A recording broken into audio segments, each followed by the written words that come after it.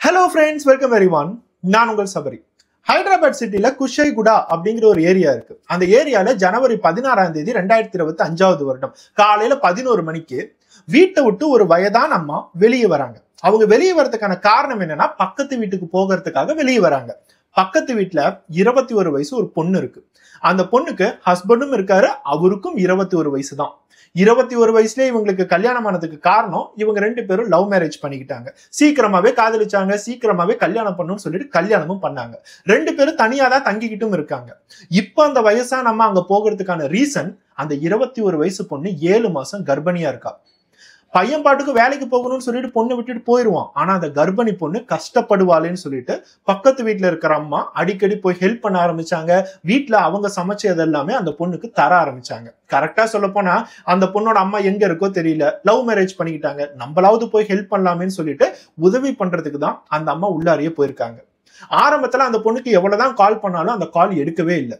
சரி, நேர்ல தான் போய் பாப்போமேன்னு சொல்லிட்டு ரொம்ப நேரமா போய் கூப்பிட்டு இருக்காங்க. அந்த பொண்ணோட பேரு ஸ்னேகா. ஸ்னேகான்னு சொல்லிட்டு வீட்டுக்கு முன்னாடி ரொம்ப நேரமா கூப்பிடுறாங்க. ஆனா ஸ்னேகா கதவை திறக்கவே இல்லை. சரி, என்னதான் ஆச்சு ஸ்னேகாக்குன்னு சொல்லிட்டு கதவை தட்டுறதுக்கு ட்ரை பண்றாங்க. கதவு திறந்துதான் இருக்கு. கால் பண்ணா ஸ்னேகாவை காணோம். அவங்களோட கணவரும் காலையிலே வேலைக்கு போயிருப்பாரு. அந்த அம்மாவுக்கு கொஞ்சம் கொஞ்சமா பதற ஆரம்பிச்சிச்சு. பொண்ணு வேற 7 மாசம் கர்ப்பிணியா இருக்கா, கால் பண்ணா எடுக்க மாட்டேங்கிறா, என்னாச்சோ ஏதாச்சோன்னு சொல்லிட்டு கதவை திறந்துட்டு உள்ளார போறாங்க. ஹால்ல யாருமே இல்லை. உடனே அந்த ஸ்னேகாக்கு கால் பண்ணா ஸ்னேகாவோட பெட்ரூம்ல இருந்து அந்த போன் அடிக்க ஆரம்பிக்குது. அந்த போன் அடிக்கிறது இந்த அம்மாவுக்கு நல்லாவே கேக்குது. சரி, ஸ்னேகாக்கு என்னதான் ஆச்சுன்னு சொல்லிட்டு அந்த பெட்ரூம்குள்ளார போய் பாக்குறாங்க. அவங்களுக்கு ஒரு பெரிய அதிர்ச்சி. ஐயோ அம்மான்னு சொல்லிட்டு வெளியே கத்திக்கிட்டு ஓடி வராங்க. எதுக்காக அப்படின்னா, போலீஸ்க்கும் ஆம்புலன்ஸ்க்கும் கால் பண்றதுக்காக. அந்த இடமே ரத்த வெள்ளமா இருக்கு. ஸ்னேகா படுத்திருக்கிற பெட் ஃபுல்லா ரத்தம். அவங்களோட குழந்தை அவங்களோட பெண் உறுப்புல இருந்து வெளியே வந்துருச்சு. தானா டெலிவரி ஆனிச்சா, இல்ல யாராச்சும் டெலிவரி பண்ண வச்சாங்களா? இதுதான் அவங்களுக்கு இருக்கிற ஒரு பெரிய சந்தேகமே. 7 மாசம் குழந்தை டெலிவரி ஆகுது அப்படின்னா வேற ஏதாச்சும் மெடிக்கல் ரீசன்ஸா கூட இருக்கலாம். அவங்களுக்கு ஒரு விஷயம் மட்டும் நல்லா புரியுது, ரெண்டு பேருமே இறந்துட்டாங்க. பொண்ணும் சரி, பிறந்த குழந்தையும் சரி, ரெண்டு பேருமே பெணமா அங்க இருக்காங்கிறது தெரிஞ்சதுக்கு அப்புறம் தான் ஆம்புலன்ஸ்க்கும் கால் பண்றாங்க, இன்னொரு சைடு போலீஸ்க்கும் கால் பண்றாங்க.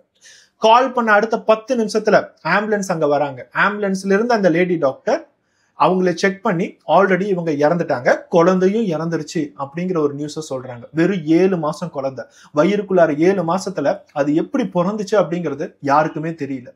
எல்லாத்தோட பார்வையும் ஒரே ஒருத்த மாதிரிதான் இருக்கு. அவன் தான் சச்சின். இந்த சச்சினுக்கும் 21 வயசு தான். கரெக்டா சொல்ல போனா ஸ்னேகாவோட கணவர். இந்த சச்சின் எங்க அப்படிங்கறத யாரு தேடியும் காணோம். சச்சினுக்கு கால் பண்ணா சச்சின் போனும் அட்டன் பண்ண மாட்டேங்கிறான். இது எல்லாமே நடந்துட்டு இருக்கும் போதுதான் போலீஸ் அந்த இடத்துக்கு வந்தாங்க. அவங்க ரெண்டு பேரும் இறந்துட்டாங்க அப்படின்னு தெரிஞ்சதுக்கு அப்புறமே இவங்க ஒரு எஃப்ஐஆர் ஃபைல் பண்றாங்க. அடுத்தது சச்சின் எங்க அப்படிங்கறத தேட ஆரம்பிக்கிறாங்க. அந்த ஸ்னேகாவோட அப்பா அம்மாவுக்கு எல்லாம் கால் பண்ணி அந்த இடத்துக்கு வர வைக்கும் போது, தன்னோட பொண்ணு கர்ப்பமா இருக்கும் போது இறந்து போயிட்டா. எதனால இறந்து போனான்னு தெரியல. ரத்த வெள்ளத்துல கிடக்குறா. அவ வயிறுல இருந்த 7 மாசம் கருவு வெளியே வந்து கிடக்குது அப்படின்னு சொல்லும் போது அந்த பெண்ணோட அம்மாவுக்கு எப்படி வலிச்சிருக்கும்னு கொஞ்சம் யோசிச்சு பாருங்க. ஒவ்வொரு அம்மாவும் அவங்களோட குழந்தைய பெக்கும் போது எவ்வளவு அன்போட எவ்வளவு வலியோட வைப்பாங்க. ஆனா அந்த குழந்தைக்கு இந்த மாதிரி ஒரு விஷயம் நடந்திருக்குன்னா அவங்க அதே இடத்துல கத்தி கதறி அழுதாங்க. எங்க போயிட்டான் சச்சின் அப்படின்னு சொல்லிட்டு கோவப்பட்டாங்க. ஆனா சச்சினை யாராலையும் கண்டுபிடிக்க முடியல. சச்சினோட அப்பா அம்மாவை போய் கான்டாக்ட் பண்ணும் போது கூட சச்சின் எங்க அப்படிங்கறத அவங்களுக்கு தெரியல. உண்மையாலுமே இது கொலை தானா, இல்ல இது ஒரு ஆக்சிடென்டா? ஒருவேளை எங்கேயாச்சும் தவறி விழுந்து குழந்தை வெளியே வரும்போது அவ நவுந்து போய் பெட்ல படுத்து அப்படியே இறந்துட்டாளா? இந்த மாதிரி ஏகப்பட்ட சந்தேகங்கள். இது எல்லாத்துக்குமே ஒரே ஒரு சொல்யூஷன் மட்டும்தான், போஸ்ட்மார்ட்டம். அந்த பாடியை அட்டாப்சி பண்ணா மட்டும்தான் இது கொலையா இல்ல வேற ஏதாச்சுமா அப்படிங்கிறது தெரிய வரும். அட்டாப்சி ரிப்போர்ட் நடந்துகிட்டு இருக்கு. இன்னொரு சைட் போலீஸ் சச்சினை தேடிக்கிட்டு தான் இருக்காங்க. அட்டாப்சி ரிப்போர்ட் போலீஸ்க்கு கிடைக்கும் போதுதான் தெரிய வருது, இது ஆக்சிடென்ட்டோ இல்ல சூசைடோ வேற எதுவும் இல்ல, இது எக்ஸாக்டா ஒரு மர்டர். அந்த பொண்ணை கழுத்தை நெரிச்சு கொலை பண்ணியிருக்காங்க. மூச்சு விட முடியாம அந்த பொண்ணு இறந்திருக்கு அப்படிங்கிறது தெரிய வருது. மூச்சு விட முடியாம இறந்திருக்கு, ஓகே. ஆனா வயிறுக்குள்ளார இருந்த 7 மாசம் குழந்தை எப்படி வெளியே வந்துச்சு? கொடூரமா அவன் வெளியே எடுத்திருக்கானா இப்படிங்கிறது தான் அடுத்த கேள்வி. அந்த போலீஸ் ஸ்டேஷன்ல எவ்வளவோ கேசஸ் பார்த்திருக்காங்க. கர்ப்பிணி பெண்ணை அவங்க பெண் உறுப்புக்குள்ளார கையை விட்டு குழந்தைய வெளியே இழுத்து கொன்ன கேசஸ்லாம் நம்ம இந்தியால இருந்துகிட்டு தான் இருக்கு. சச்சினும் அதுல ஒரு கேட்டகரியா அப்படிங்கறத அவங்க செக் பண்ண ஆரம்பிக்கிறாங்க. மொதல் விஷயம், அவன் கொலை பண்ணியிருக்கானா இல்லையா, இல்ல வேற யாரோ கொலை பண்ணதுக்கு அப்புறம் அவன் பார்த்துட்டு ஓடிட்டானா, இந்த மாதிரி நிறைய கேள்விகள் இருக்கு. சச்சினோட ஜிபிஎஸ் லொகேஷன் மூலியமா சைபர் நெட்வொர்க்கை கான்டாக்ட் பண்ணி அவங்க சொல்ற லொகேஷன் படி பார்க்கும்போது அவன் ஒவ்வொரு இடமா ஷிஃப்ட் ஆகிக்கிட்டே இருக்கான். ஆனா சிட்டிக்குள்ளார தான் இருக்கான். அவன் யார் யாரெல்லாம் கான்டாக்ட் பண்றான் அப்படிங்கறத முதற்கொண்டு சைபர் செக்யூரிட்டி டீம் கான்டாக்ட் பண்ண ஆரம்பிச்சாங்க. அவனோட ஃப்ரெண்ட்ஸ்க்குலாம் கான்டாக்ட் பண்ணிக்கிட்டே வரான். எந்தெந்த ஃப்ரெண்டுக்குலாம் கான்டாக்ட் பண்றான், எந்த இடத்துல இருக்கான், ஸ்டேபிளா ஒரு இடத்துல இருக்கானா அப்படிங்கறத செக் பண்ணிக்கிட்டே இருக்காங்க. இவன் கொலை பண்ணதுக்கு அப்புறம் அதே ஹைதராபாத் சிட்டில ஒரு ஹோட்டல்ல தங்கிட்டு இருக்கான் அப்படிங்கறத கண்டுபிடிக்கும் போது அந்த ஜிபிஎஸ் லொகேஷன் கரெக்டா அந்த ஹோட்டல்லயே தான் இருக்கு. போலீஸ் டீம் உடனே போய் சச்சினை அரெஸ்ட் பண்றாங்க. சச்சின் அரெஸ்ட் பண்ணும் போது அவனுக்கு டோட்டலாவே எல்லாம் புரிஞ்சிருச்சு. சரி, இனிமேட்டு நம்ம போலீஸ் எதுவுமே மறைக்க முடியாதுன்னு சொல்லிட்டு அதே இடத்துல போலீஸ் கிட்ட நான் தான் என்னோட மனைவியை கொலை பண்ணேன் அப்படிங்கறத ஒத்துக்கிறான். அவனை உடனே போலீஸ் ஸ்டேஷனுக்கு கூட்டிட்டு வராங்க. எல்லா விசாரணையுமே ஆரம்பிக்கிறாங்க. எதுக்காக கொலை பண்ண, மோட்டிவ் என்ன, உங்க 2 பேத்துக்கும் என்ன பிரச்சனை, 7 மாசம் குழந்தை வயிறுல இருந்து வெளியே வந்ததுக்கான காரணம் என்ன, இது எல்லாத்தையுமே விசாரிக்க ஆரம்பிக்கிறாங்க. அப்போ சச்சின் சொன்ன ஒவ்வொரு விஷயங்கள் தான் அவன் எவ்வளவு பெரிய சைக்கோ, உள்ளுக்குள்ளார எவ்வளவு பெரிய கொடூரத்தை வச்சிருக்கான் அப்படிங்கிறது அங்க இருக்கிற எல்லாத்துக்குமே தெரிய வருது. அந்த ஸ்னேகா அப்படிங்கிற 21 வயசு பொண்ணோட அப்பா அம்மாவுக்கு கூட தன்னோட பொண்ணு லவ் பண்ணா, சரி என்ன பண்றது, கல்யாணம் பண்ணிக்கிட்டாலே அப்படின்னு யோசிச்சவங்களுக்கு நம்ம கடைசி வரைக்கும் அவளை பிடிச்சி இழுத்துருக்கணும், கல்யாணம் பண்ணவே விட்டுருக்க கூடாது அப்படிங்கிற தோணுன தருணம் அவன் ஒவ்வொரு விஷயமா போலீஸ்ல சொல்லும் போதுதான் அவங்களுக்கு புரிய வந்துச்சு. இந்த சச்சினும் ஸ்னேகாவும் காதலிக்கும் போது அவங்களுக்கு வெறும் 20 வயசு தான். 2 பேருமே ஹைதராபாத் சிட்டி சேர்ந்தவங்க. 2 பேருமே அவங்கவுங்க டிகிரி படிச்சுட்டு இருந்தாங்க. ஸ்கூலிங் எல்லாத்தையுமே அதே இடத்துல தான் முடிச்சாங்க. அதுக்கப்புறம் டிகிரி படிக்க ஆரம்பிச்சாங்க. இவங்க 2 பேரும் காலேஜ் ஒரே காலேஜ் இல்ல, இவங்க 2 பேரும் மீட் பண்ணிக்கிட்டதும் இல்ல, ஒரே ஸ்கூலும் இல்ல, ஏன் ஒரே ஏரியா கூட இல்ல. இருந்தாலும் இவங்களுக்குள்ளார காதல் ஆரம்பிச்சதுக்கு காரணம் இன்ஸ்டாகிராம். கரெக்டா சொல்ல போனா சோசியல் மீடியாவான இன்ஸ்டாகிராம்ல இவங்க 2 பேருமே ஃப்ரெண்ட்ஸ் ஆயிருக்காங்க. ஃப்ரெண்ட் ரிக்வெஸ்ட் கொடுத்து அக்செப்ட் பண்ணிட்டு அதுக்கப்புறம் ஒவ்வொருத்தவங்களா காம்ப்ளிமெண்டா நீ அழகா இருக்க, இந்த வீடியோ நல்லா இருக்கு, இந்த மாதிரி எல்லாமே பேசிக்கிட்டு அவங்க 2 பேரும் இதுக்கு பேர் தான் காதல்னு சொல்லி 2 பேருமே ப்ரொபோஸும் பண்ணிக்கிட்டாங்க. நேர்ல மீட் பண்ண ஆரம்பிச்சிருக்காங்க. ஹோட்டல், பப், பார்க், இந்த மாதிரி எல்லா இடத்துலயுமே சுத்த ஆரம்பிச்சிருக்காங்க.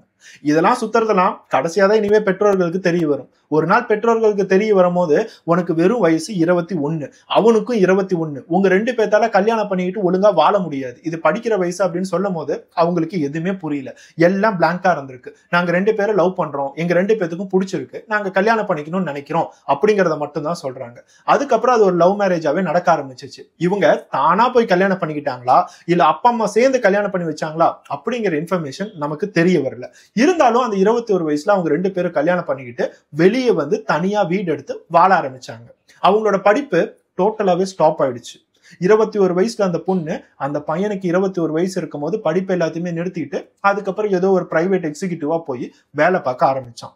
ஒவ்வொரு நாளும் வரக்கூடிய காசு, பிரச்சனைகள், இந்த மாதிரி எல்லா விஷயங்களுமே அவங்க சமாளிக்க ஆரம்பிச்சாங்க. 2 பேரு தனியா வாழணும் அப்படின்னா காசு இல்லாம முடியாது இல்ல. அவங்களோட பிரச்சனைகள் பாட்டுக்கும் போய்கிட்டே தான் இருந்துச்சு. அவங்களும் சமாளிச்சுக்கிட்டே தான் இருந்தாங்க. மாசம் மாசம் வரக்கூடிய சேலரி வச்சு மேக்சிமம் ஒரு 3 மாசம் அவங்க ஓட்ட ஆரம்பிச்சாங்க. 3 மாசத்துக்கு அப்புறம் அவங்களுக்கு ஏகப்பட்ட பிரச்சனை லைஃப்ல. பொதுவாவே இந்த மாதிரி யங்ஸ்டர்ஸ் எல்லாமே லவ் பண்ணும் போதோ இல்ல ரொமான்ஸ் பண்ணும் போதோ ரொம்ப ஜாலியா இருக்காங்க, ரொம்ப பாசிட்டிவிட்டியா இருக்காங்க. ஆனா அவங்களோட லைஃப்ல பிரச்சனைங்கிறது வரும்போதுதான் உள்ளுக்குள்ளார நெகட்டிவிட்டியே வர ஆரம்பிக்குது. கொஞ்சம் கொஞ்சமா டிப்ரெஷன் ஸ்டேஜுக்கு போறாங்க. எப்படியாச்சும் இந்த வாழ்க்கையை விட்டு நம்ம தப்பிச்சு போயிட மாட்டோமான்னு சொல்லிட்டு பிரேக்கப் மட்டும்தான் நினைக்கிறாங்க. இவங்க 2 பேரும் அவசரப்பட்டு கல்யாணம் வேற பண்ணிக்கிட்டாங்க. கொஞ்சம் கொஞ்சமா இவங்களோட பிரச்சனைய இந்த பொண்ணாலையும் சரி அவனாலையும் சரி தாங்க முடியல. அதனால நம்ம 2 பேருமே பிரிஞ்சிடலாம்னு சொல்லிட்டு ஸ்னேகா ஒரு 2-3 மாதங்களா அவங்களோட அம்மா வீட்டுல தான் இருந்திருக்காங்க. அதே மாதிரிதான் சச்சினும் அவங்களோட அம்மா வீட்டுல தான் 2-3 மாசமா இருந்திருக்கான். இவங்க 2 பேரும் 2-3 மாசமா பிரிஞ்சிருந்தாலும் அவங்களுக்குள்ளார போன் கான்டாக்ட் இருந்துகிட்டே தான் இருக்கு. தினமும் நைட்டு கால் பண்றது, திருப்பி நம்ம ஜாயின் ஆகலாமா அப்படின்னு பேச ஆரம்பிக்கிறது, அதுக்கப்புறம் அவங்களுக்குள்ளாரே கொஞ்சம் கொஞ்சமா பிரச்சனை வருதுன்னு சொல்லிட்டு அப்படியே போயிட்டு இருக்கு. ஆனா இவங்க 2 பேரும் கொஞ்சம் கூட நினைக்கல நம்ம 2 பேரும் பிரியும் போது அடுத்த கொஞ்ச நாள்லயே ஸ்னேகாவுக்கு நம்ம பிரெக்னெண்டா இருக்கோம் அப்படிங்கிறது தெரியும். ஸ்னேகா அவங்களோட பீரியட்ஸ் கொஞ்சம் கொஞ்சமா தள்ளி போனதுனால பிரெக்னன்சி டெஸ்ட் எடுத்து பார்த்து அது பாசிட்டிவ் அப்படிங்கறத கண்டுபிடிச்சாங்க. இந்த பிரெக்னன்சி அப்படிங்கறது பாசிட்டிவ் நம்ம 2 பேரும் பிரிஞ்சதுக்கு அப்புறம் கொஞ்ச நாள் கழிச்சுதான் எனக்கு தெரிய வரணுமா, நம்ம 2 பேரும் ஆல்ரெடி பிரிஞ்சிட்டோமேன்னு சொல்லிட்டு கொஞ்சம் கொஞ்சமா கவலைப்பட ஆரம்பிச்சாங்க ஸ்னேகா. எனக்குன்னு சொல்லிட்டு ஒரு குழந்தை பிறக்க போகுது, என்னோட கணவர் என் பக்கத்துலதான் இருக்கணும், நம்ம 2 பேரும் திருப்பி சேரணும்னு சொல்லிட்டு ஸ்னேகா எவ்வளவோ ஆசைப்பட்டாங்க. அவங்க 2 பேத்துக்கும் 6 மாசம் பக்கம் இதுல பிரச்சனைகள் போய்கிட்டே தான் இருக்கு. சச்சினுக்கு திருப்பி சேரணும் அப்படிங்கிறது பிடிக்கவே இல்லை. ஸ்னேகாவுக்கு ஒரு பெரிய சந்தேகம், நான் பிரெக்னெண்டா இருக்கேன், நம்மளோட குழந்தை வயித்துல இருக்கு, இருந்தாலும் அவன் என்கிட்ட வந்து சேர மாட்டேங்கிறான், 6 மாசம் பக்கம் ஓட்டிக்கிட்டே இருக்கானேன்னு சொல்லிட்டு அவங்களுக்கு ஒரு விதத்துல சந்தேகமா தான் இருந்துச்சு, எதனால இதெல்லாம் பண்றான்னு சொல்லிட்டு. இருந்தாலும் ஸ்னேகாவுக்கு ஒண்ணுமே புரியல. சச்சின் கிட்ட கேட்டுட்டே இருந்திருக்காங்க, எனக்குன்னு சொல்லிட்டு ஒரு குழந்தை பிறக்க போகுதுடா, அது நம்மளோட குழந்தைடா, நம்ம 2 பேரும் சேர்ந்து திருப்பி வாழலாம் அப்படின்னு சொல்லும் போதுதான் 6 மாசத்துக்கு அப்புறம் ஸ்னேகா 7வது மாசமா இருக்கும் போது திருப்பி அந்த வாடகை வீட்டுக்கு 2 பேரும் சேர்ந்து வாழ ஆரம்பிச்சாங்க. அப்போதான் ஜனவரி 16ஆம் தேதி இவங்க 2 பேரும் சேர்ந்து வாழ ஆரம்பிச்சு கொஞ்ச நாட்கள் கூட ஆகல.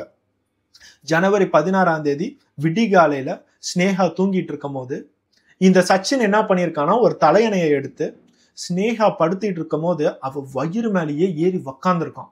ஸ்னேகாவுக்கு வலி தாங்க முடியல, அவளை கத்துறதுக்கு கூட இவன் விடல, அந்த தலையணையை வச்சு டோட்டலா அழுத்துறான்.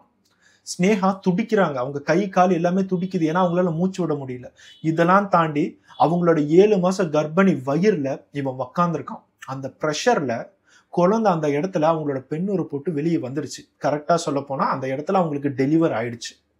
7 மாசம் குழந்தை இந்த மாதிரி ஒரு ப்ரெஷர் கொடுத்து வெளியே வரும்போது அது உயிரோட இருக்குமா அப்படிங்கிறது எல்லாத்துக்குமே தெரியும். கண்டிப்பா அது உயிரோடு இருக்கிறது சான்ஸே இல்லை. அப்படியே உயிரோடையே இருந்தாலும் ஃபியூ செகண்ட்ஸ் மட்டும்தான், அதால சர்வைவ் ஆக முடியாது. அட்லீஸ்ட் அந்த இடத்துல ஒரு மெடிக்கல் டீம் சீக்கிரமா இருந்திருந்தா மேபி சர்வைவ் ஆயிருக்கலாம். அந்த இடத்துல அவனுக்கு நல்லா தெரியுது குழந்தை வெளியே வந்துகிட்டு இருக்கு அப்படிங்கிறது. இருந்தாலும் அவனுக்குள்ளார ஒரே ஒரு பிரச்சனை மட்டும்தான். அந்த பிரச்சனை என்னன்னா, ஸ்னேகா மேல உள்ள சந்தேகம். நம்ம 2 பேருமே சேர்ந்து வாழ்ந்தோம், நம்ம 2 பேருமே சண்டை போட்டு பிரிஞ்சோம், அது எப்படி நான் பிரிஞ்சதுக்கு அப்புறம் நீ பிரெக்னென்ட் ஆவ? உண்மையாலுமே நான் தான் உன்னோட அப்பாவா, இல்ல நீ வேற யாரு கூடயோ சேர்ந்து இந்த குழந்தை வந்திருக்கா அப்படிங்கிற ஒரு சந்தேகம் ஸ்னேகா இறந்து போகும்போது மட்டும்தான் அவளுக்கு தெரிஞ்சிருக்கு. அது வரைக்கும் இவன் இந்த மாதிரி ஒரு மோசமான விஷயத்த நினைச்சிட்டு இருக்கான் அப்படிங்கிறது அவளுக்கு பாவம் தெரியல. அவளுக்கு தெரியும் போது அவ உயிரோடும் இல்லை.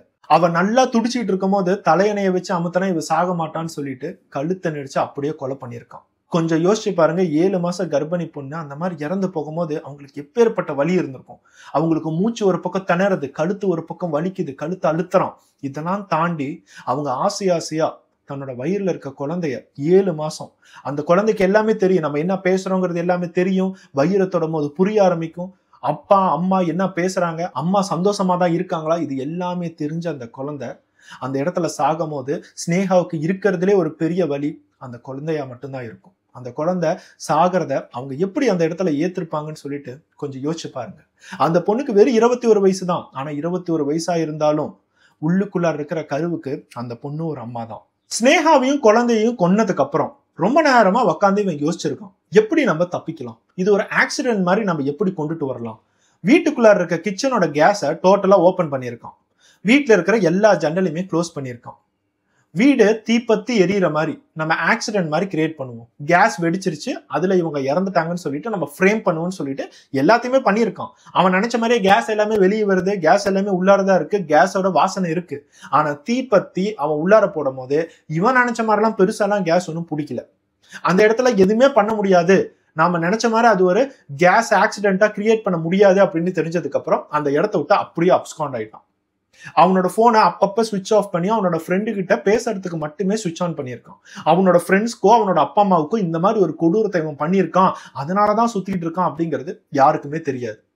போலீஸ் கண்டுபிடிச்சதே அவன் கரெக்டா அவனோட ஃப்ரெண்டு கிட்ட கால் பண்ணுவான்னு சொல்லி வெயிட் பண்ணிட்டு இருக்கும் போதுதான் அவனோட ஜிபிஎஸ் லொகேஷனை ட்ராக் பண்ணாங்க. அவன் கொலை பண்ணிட்டு போனதுக்கு அப்புறம் ஒரு 4 மணி நேரம் கழிச்சுதான் பக்கத்து வீட்டம்மா ஸ்னேகாவுக்கு ரொம்ப நேரமா கால் பண்ணிருக்காங்க, வெளியே வந்து ரொம்ப நேரமா கூப்பிட்டு இருக்காங்க, அதுக்கப்புறம் கதவை திறந்து உள்ளார போயிருக்காங்க. போலீஸோட என்கொயரியில சச்சின் இது எல்லா விஷயங்களும் சொல்றத ஸ்னேகாவோட அப்பா அம்மா கேட்கும் போது அவங்களோட நிலைமையை கொஞ்சம் யோசிச்சு பாருங்க.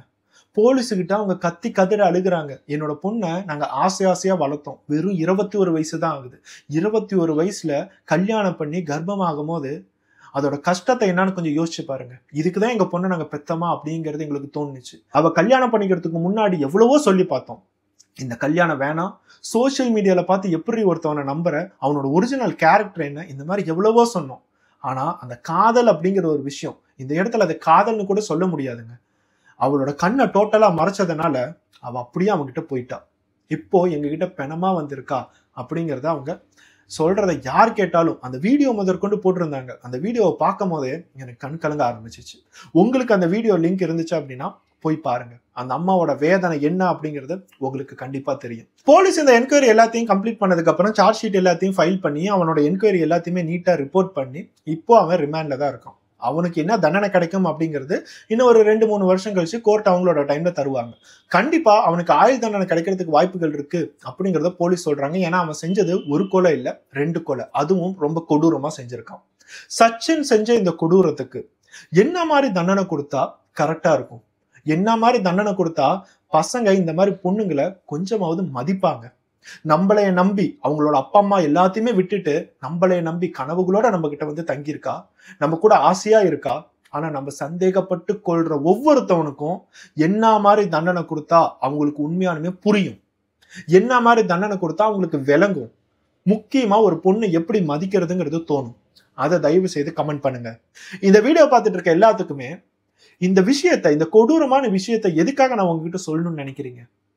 உண்மையாலுமே இந்த மாதிரி விஷயங்களை நம்ம கேட்கும் போது, நினைச்சு பார்க்கும் போது அந்த ஸ்னேகாவை பத்தி நம்ம யோசிக்காம இருக்க முடியாது. இந்த மாதிரி ஒரு கொடூரத்தையும் இந்த உலகத்துல பண்றாங்களா அப்படிங்கறதா நமக்கு தோணும். ஆனா அதுக்கான காரணம் என்னன்னா, ஸ்னேகா சூஸ் பண்ண லைஃப் பார்ட்னர். வெறும் 21 வயசுல ஒரு பையனோ பொண்ணோ அவங்களோட லைஃப் பார்ட்னரை சூஸ் பண்ணும் போது உங்களுக்கு அந்த இடத்துல ஒரு ஆசை மட்டும்தான் இருக்கும். கரெக்டா சொல்ல போனா செக்ஸ், அந்த காமம் அப்படிங்கிற ஒரு விஷயம் மட்டும்தான் இருக்கும். ஏன்னா அப்பதான் உங்களோட யூத், அதாவது இளமையான பருவம் ஆரம்பிக்குது. அப்ப பார்த்து உங்களுக்கு அந்த விஷயங்கள், அட்ராக்ஷன் அப்படிங்கிற விஷயங்கள் மட்டும்தான் தோணும். அதை நீங்க கல்யாணம் வரைக்கும் கொண்டுட்டு போய் ரொம்ப டீப்பான ரிலேஷன்ஷிப் கொண்டுட்டு போனீங்க அப்படின்னா உங்களோட வாழ்க்கை எந்த மாதிரிலாம் பாதிக்கப்படலாம் அப்படிங்கிற ஒரு சின்ன எக்ஸாம்பிள் தான் இப்ப நான் உங்களுக்கு சொல்றேன். இது ஒரு சோசியல் அவேர்னஸா இருக்கும் அப்படிங்கிறதுக்காக தான் இந்த வீடியோல பாக்குற நீங்க ஒரு காலேஜ் ஸ்டூடெண்டா இருக்கலாம், ஒரு ஸ்கூல் ஸ்டூடெண்டா இருக்கலாம், பையனா பொண்ணா யாரா வேணாலும் இருக்கலாம். லவ் பண்றோம், நாங்க கல்யாணம் பண்ணிக்கிறோம், லவ் பண்றோம், நாங்க என்ன வேணாலும் பண்ணுவோம்னு சொல்லிட்டு உங்களோட மைண்ட்ல ஒரு திங்கிங் இருந்துச்சு அப்படின்னா தயவு செய்து கொஞ்சம் யோசிச்சு பாருங்க. இதெல்லாம் தாண்டி நீங்க எப்படி உங்களோட லவ்வரை செலக்ட் பண்றீங்க அப்படிங்கறத கொஞ்சமாவது ரீசனபிளா பண்ணுங்க.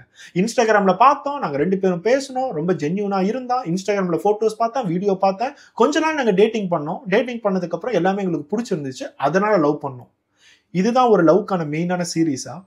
அவன் யாரு, உண்மையான அவனோட கேரக்டர் என்ன? அவன் இன்ஸ்டாகிராம்ல போட்டிருக்க போட்டோ வேணா ரொம்ப அட்ராக்டிவா இருக்கலாம், ஆனா உண்மையானுமே அவனுக்குள்ள இருக்கிற போட்டோ யாரு? அவன் உண்மையானுமே ஒரு சைக்கோவா, இல்ல நார்மலா தான் பிஹேவ் பண்ணுவானா, கோபம் வரும்போது எப்படி பிஹேவ் பண்ணுவான்? இதை எல்லாத்தையுமே பார்த்தா மட்டும்தான் உண்மையான ஒரு லைஃப் பார்ட்னரே உங்களால சூஸ் பண்ண முடியும். நார்மலா அரேஞ்ச்டு மேரேஜ்க்கு இதான் சொல்றேன். உங்க அப்பா அம்மா வந்து யாரையோ ஒருத்தனை கூட்டிட்டு வந்து நிறுத்துவாங்க. ஜாதி கரெக்டா இருக்குமா, ரொம்ப பணக்கார பையமா, ஜாதகம் எல்லாமே செட் ஆகுதுமா, ஆனா அவனோட கேரக்டர் என்ன? கோவப்படும் போது அவன் கொல்ற லெவலுக்கு கூட கோவப்பட்டா உங்களோட வாழ்க்கை என்ன? இது எல்லாத்தையுமே தயவு செய்து யோசிச்சு பாருங்க. அதை யோசிக்கிறதுக்கான வீடியோவா மட்டும்தான் இது இருக்கும் அப்படிங்கிறதுக்காக தான் உங்களுக்கு ஒரு சோஷியல் அவேர்னஸை நாங்கள் கிரியேட் பண்றோம். நெக்ஸ்ட் ஒரு வீடியோட பார்ப்போம். பை.